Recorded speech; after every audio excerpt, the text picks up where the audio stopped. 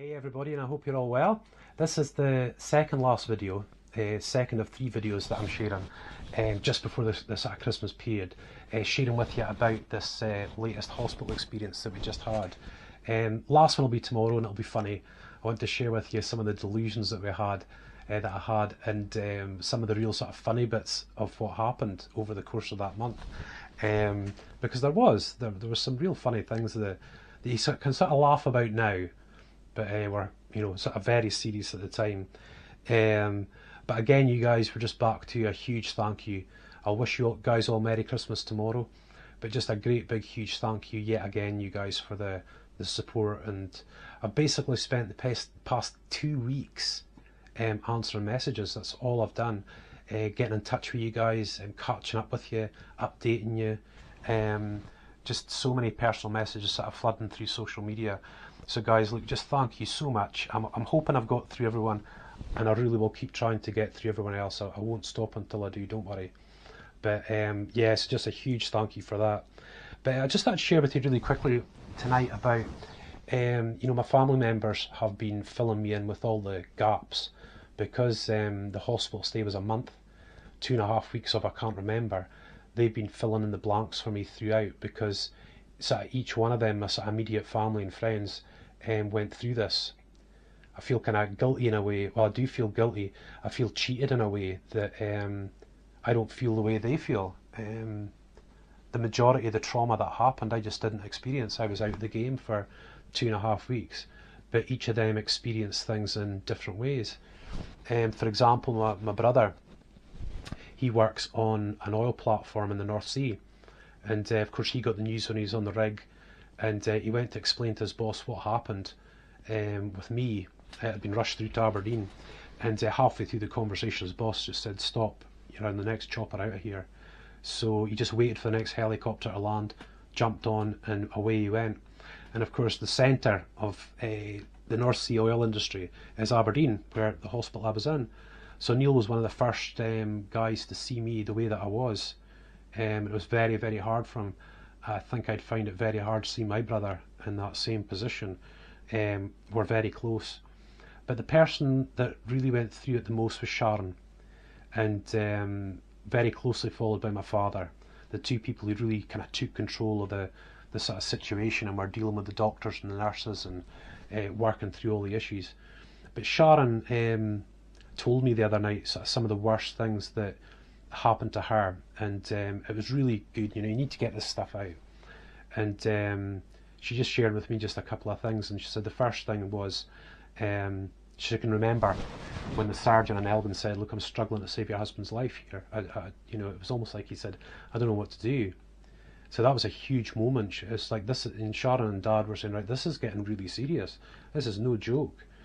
The next thing that happened was at a major temperature spike in Elgin, and to over 40 degrees. And they'd phoned up Sharon to tell her this, and she immediately said to them, "Do not put a feeding tube into my husband's stomach," because what they were afraid of was brain damage, and of course that would have kept me alive. Now she knows, and hopefully my family members all know, that I am a DNR person, do not resuscitate. There's absolutely no way I would put my family through having a brain damaged husband, father, son or brother. There's absolutely no way, and that is just the case with me, and that's just it. So that was a hairy night for Sharon. Temperature came down, obviously no brain damage as far as I know anyway. But yeah, so the next one was, I think it was another late night call, and the surgeon says, "That's it, we're rushing your husband through to Aberdeen." So they put in the breathing machine, they rushed me through an ambulance, which is a couple hours away to Aberdeen, and got me set up in the ICU. And they'd said to Sharon, "There's nothing you can do." So of course Sharon just had to go off the bed and sleep, wake up in the morning, kids to school, and then get on with her day, childmind, and come and see me at night. So very, very big long days for her. One of the delusions that I had when I was in ICU in Aberdeen was that Sharon had left me and she'd abandoned me. So for some reason I was saying to my brother, "Don't let Sharon through, phone her, tell her I don't want to see her, I don't want to see the kids." And of course that was all because of the delusion. So of course obviously Neil just relayed this information to Sharon, but there was nothing stopping my wife coming to see me. She came in that place like a bull. And she said probably the one of the last big things was my final major temperature spike, which was over 40 degrees. And they were very concerned about me having a stroke or having a seizure, so they put me in a cold suit for 24 hours. Now, Sharon just had to witness bits like this in the evening and get home. She had David and Emily to look after. She had her night's sleep to have and her work. So she just had to endure these things. So Sharon really took the butt of everything, you know, and I just want to sort of honour my wife tonight to you guys. I know I've thanked you guys a lot. I want to thank my wife tonight for being the person that she is and how closely she follows God. She would be the first to say that God upheld her throughout, and even now, looking back, it's always looking back, you see how God strengthened you and helped you. She helped Sharon get good night's sleeps through prayer, which was amazing.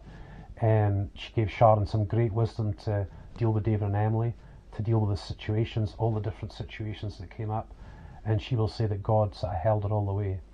So that's one side of it.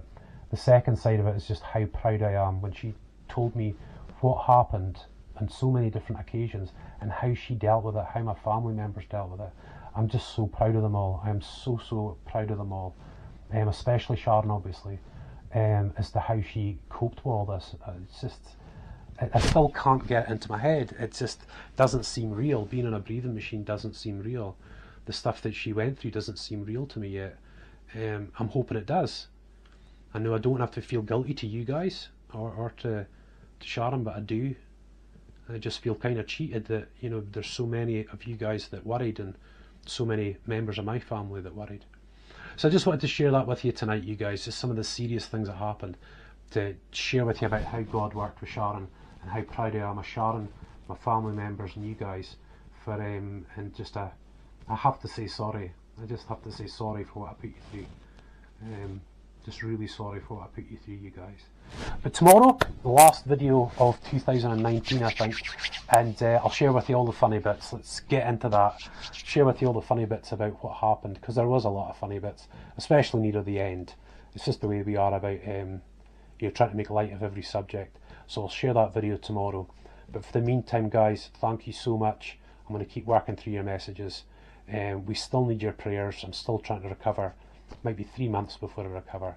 So listen, I just don't know what to say. Yes, thank you so much. Sorry and thank you. Probably that's what I'll end this one on. So God bless you guys, and I look forward to sharing the video tomorrow.